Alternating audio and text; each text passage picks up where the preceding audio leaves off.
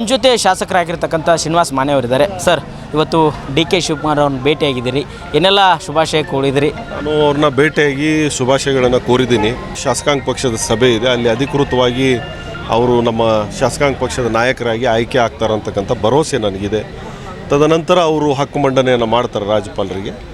ಒಬ್ಬ ಕೆಳಮಟ್ಟದ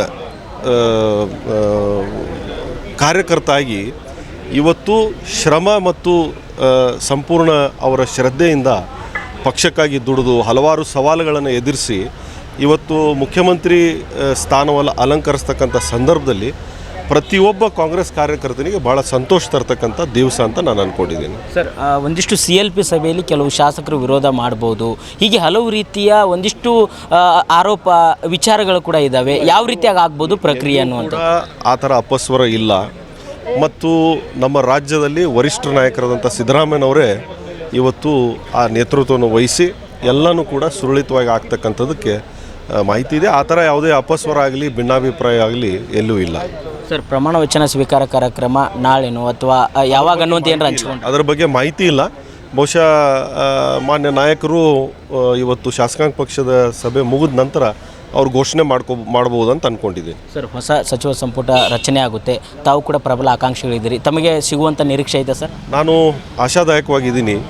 ಯಾಕಂದರೆ ಹಾವೇರಿಯಲ್ಲಿ 6 ಸ್ಥಾನಗಳನ್ನು ನಾವು ಕಾಂಗ್ರೆಸ್ ಪಕ್ಷ ಗೆದ್ದುಕೊಂಡಿದ್ದೀವಿ. ಕಳೆದ 3 ವರ್ಷದಲ್ಲಿ ನಮಗೆ ಪ್ರಾತಿನಿಧ್ಯ ಸಿಕ್ಕಿದ್ದಿಲ್ಲ. ಹಾಗಾಗಿ ನಮ್ಮ ಜಿಲ್ಲೆಗೆ ಪ್ರಾತಿನಿಧ್ಯ ಸಿಗ್ತದೆ. ಮತ್ತು ನಾನು ಕೂಡ ಕಳೆದ 17 ವರ್ಷದಿಂದ ಸದನದ ಸದಸ್ಯನಾಗಿ ಕೆಲಸ ಮಾಡ್ತಾಯಿದ್ದೀನಿ. ನಾನು ಮನವಿಯನ್ನು ಮಾಡಿದ್ದೀನಿ, ಆಶಾದಾಯಕದಿದ್ದೀನಿ. ಸರ್, 3-4 DCMಗಳು ಸೃಷ್ಟಿ ಮಾಡ್ತಾರೆ ಅನ್ನುವಂಥದ್ದು ತಮಗೆ ಯಾವ ರೀತಿಯ ಮಾಹಿತಿ? ಬಗ್ಗೆ ಪಕ್ಷದ ವೇದಿಕೆಯಲ್ಲಿ ಎಲ್ಲೂ ಚರ್ಚೆ ಆಗಿಲ್ಲ, ಮಾಧ್ಯಮದ ಮೂಲಕ ತಿಳ್ಕೊಂಡಿದ್ದೀವಿ. ಇನ್ನೇನು 2-3 ದಿವಸದಲ್ಲಿ ಎಲ್ಲ ಬಹಿರಂಗ ಆಗ್ತದಲ್ಲ.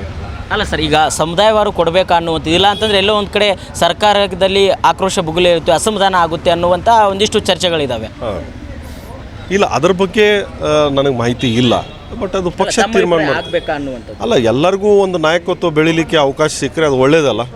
ಎಲ್ಲ ಸಮುದಾಯದಲ್ಲಿ ಗುರುತಿಸ್ತಕ್ಕಂಥ ನಾಯಕರನ್ನ ಇನ್ನಷ್ಟು ಹೆಚ್ಚಿಗೆ ಶಕ್ತಿ ಕೊಡ್ತಕ್ಕಂಥದ್ದಾದರೆ ನಿಜವಾಗ್ಲೂ ಆಡಳಿತದಲ್ಲಿ ಉಪಯೋಗ ಆಗ್ತದೆ ಅಂತ ಅಂದ್ಕೊಂಡಿದ್ದೀವಿ. ಸರ್, ಸಿದ್ದರಾಮಯ್ಯವ್ರ ಪುತ್ರ ಯತೀಂದ್ರ ಅವರಿಗೂ ಕೂಡ DCM ಸ್ಥಾನ ಸಿಗುತ್ತೆ ಅನ್ನುವಂಥ ವಿಚಾರ ಇದೆ.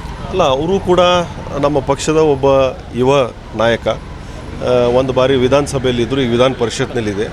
ಮತ್ತು ಭಾಳ ಜನರ ಮಧ್ಯೆ ಒಡನಾಟ ಇರ್ತಕ್ಕಂಥ ಒಬ್ಬ ನಾಯಕ. ಅವರು ಕೂಡ ಆದರೆ ನಮಗೆಲ್ಲ ಸಂತೋಷ ಇದೆ.